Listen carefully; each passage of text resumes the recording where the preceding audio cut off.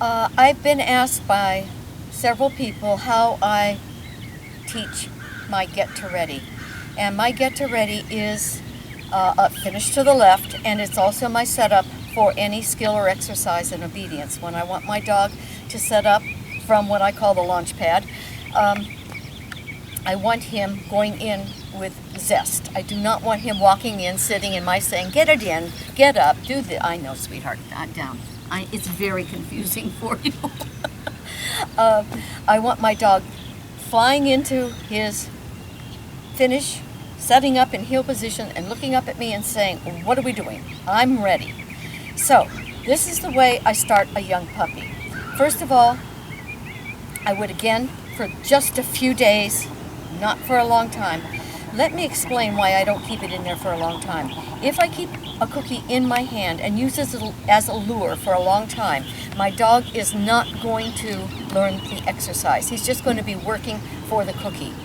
I get rid of it as soon as my dog understands the skill or behavior I'm asking for. I do give a lot of rewards initially, absolutely. So it comes out as a reward, but not as a lure or a bribe. Okay? So, when I'm teaching the get part of the get to ready, I want my dog committed. I want him getting up from whatever, a stand, a sit, a down, whatever, and leaping into position. In order to do that, he has to understand what get means. So get. No, not on me. Get it. Yeah, that's it. All right.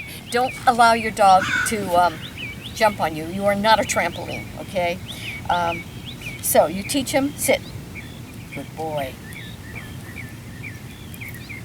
With, yeah, I know, you are anticipating. You're too smart. You are, sit. You are. And again, this can be from anywhere he is. He does not have to be sitting squarely in front of me in order to do a get to ready. Up, sit. Oh, good boy. That's your get ready. That's it. Yay for you. Oh, good boy. There are, in my estimation, at least 5 parts to the finish to the left or the setup. First of all is that get. And if my dog, once I've introduced him to it, does not do it, honey, sit. Then what I would do is stop the behavior immediately. So if I say get and he does not get, he does not, I know, you're getting ready. I know, sweetheart, bear with me.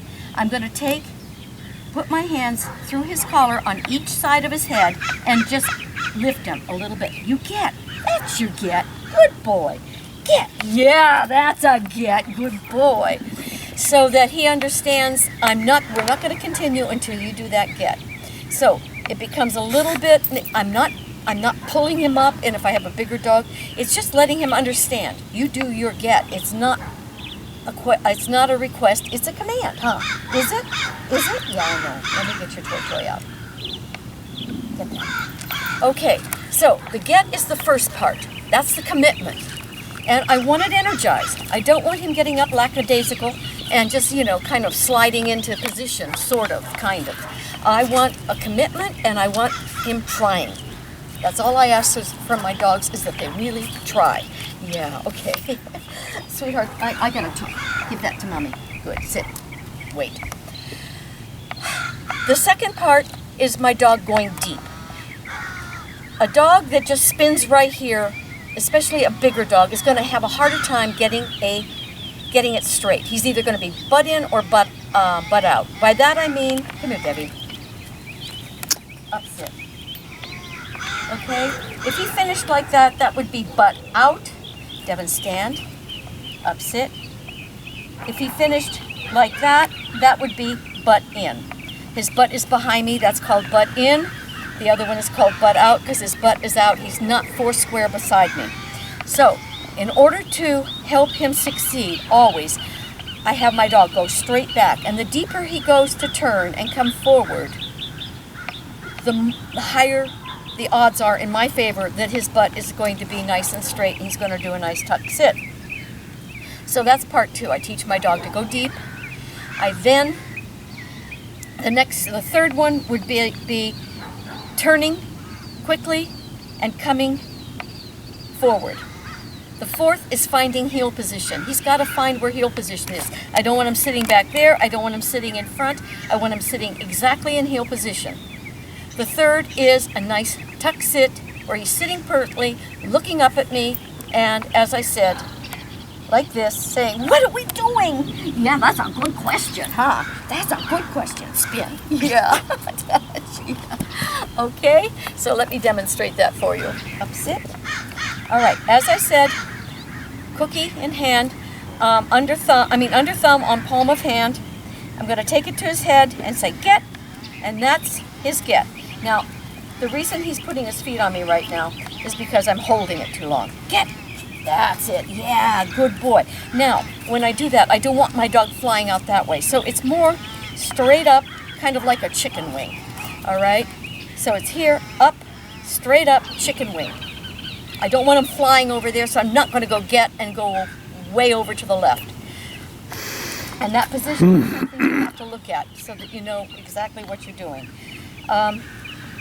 Once I've introduced the get, and like I said, it's just a few training sessions, they learn that one very quickly. Then it's going to be get, and I'm going to take my dog straight back. Now notice that I have the cookie on his muzzle, and I have stepped straight back. All right, let me do that to the front. Come here, sweetheart. I know. Sit. So it's get, straight back, straight back. I don't want the hand behind me because you can see what would happen. He would be behind me, and when I brought him up, well, he knows this. Generally, the butt would be behind me. So it's, come here, sweetheart. Come on, I know, you're mesmerized. Get straight back, step back, bring him back, and then bring him forward, up, sit. Good, get ready, that's your ready, get it, woo! So, let me show you from the side. Sit, boy. Get, back, up, sit. So that would be his get to ready. Good boy.